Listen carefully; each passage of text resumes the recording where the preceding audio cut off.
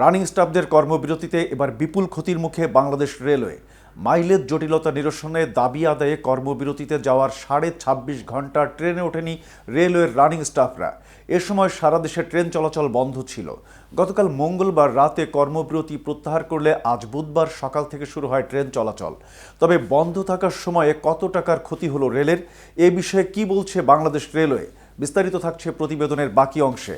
আর KTV news 24 channel থেকে আপনাদের সাথে আছি আমি শাহনেওয়াজ।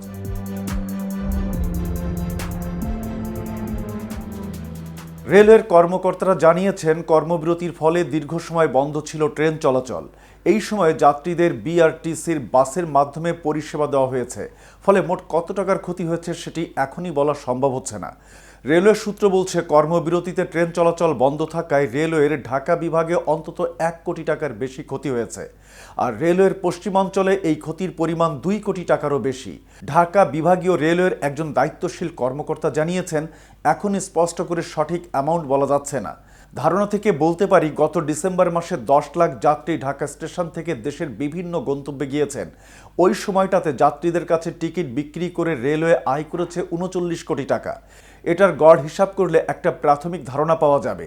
সেই হিসেবে দিনে 33,000 যাত্রী ঢাকা থেকে বিভিন্ন গন্তব্যে যান।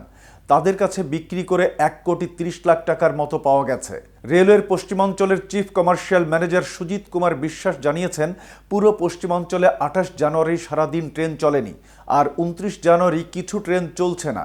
পশ্চিমাঞ্চলে সব মিলিয়ে 2,15,74,000 টাকার ক্ষতি হয়েছে। এ ব্যাপারে জানতে পূর্বাঞ্চলের chief commercial manager Mohammad Mahbubur রহমানকে মোবাইল ফোনে একাধিকবার চেষ্টা করলেও তাকে পাওয়া যায়নি। চট্টগ্রাম বিভাগীয় রেলওয়ে ব্যবস্থাপক এবিএম কামরুজ্জামান জানান, ট্রেন বন্ধ থাকায় দিনে 50 থেকে 60 লাখ টাকার ক্ষতি হয় চট্টগ্রাম বিভাগে।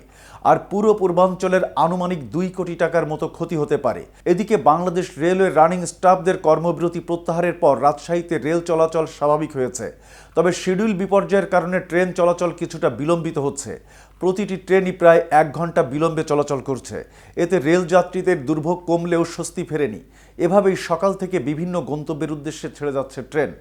এর মধ্যে বুধবার সকাল 6টা 10 মিনিটে রাজশাহী রেলওয়ে স্টেশন থেকে খুলনার উদ্দেশ্যে ছেড়ে যায় আন্তনগর সাগরদাড়ি এক্সপ্রেস ট্রেন। এরপর 6টা 50 মিনিটে ঢাকার উদ্দেশ্যে ছেড়ে যায় আন্তনগর মধুমতি এক্সপ্রেস ট্রেন।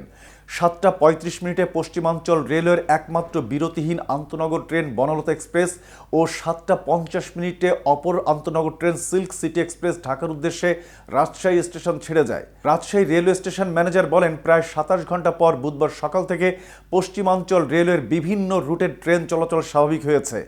এর আগে মঙ্গলবার রাত 3:30টার দিকে কন্ট্রোল রুম থেকে বুধবার সকালে ট্রেন চলাচলের নির্দেশনা আসে। তাই ভোর থেকে রাজশাহী রেলওয়ে স্টেশন থেকে নিজ নিজ গন্তব্যের উদ্দেশ্যে বিভিন্ন রুটের ট্রেন ছেড়ে যাচ্ছে। আজ এ পর্যন্তই। ভিডিওটি সম্পর্কে আপনাদের কোনো মতামত থাকলে জানাতে পারেন কমেন্ট করে। ধন্যবাদ।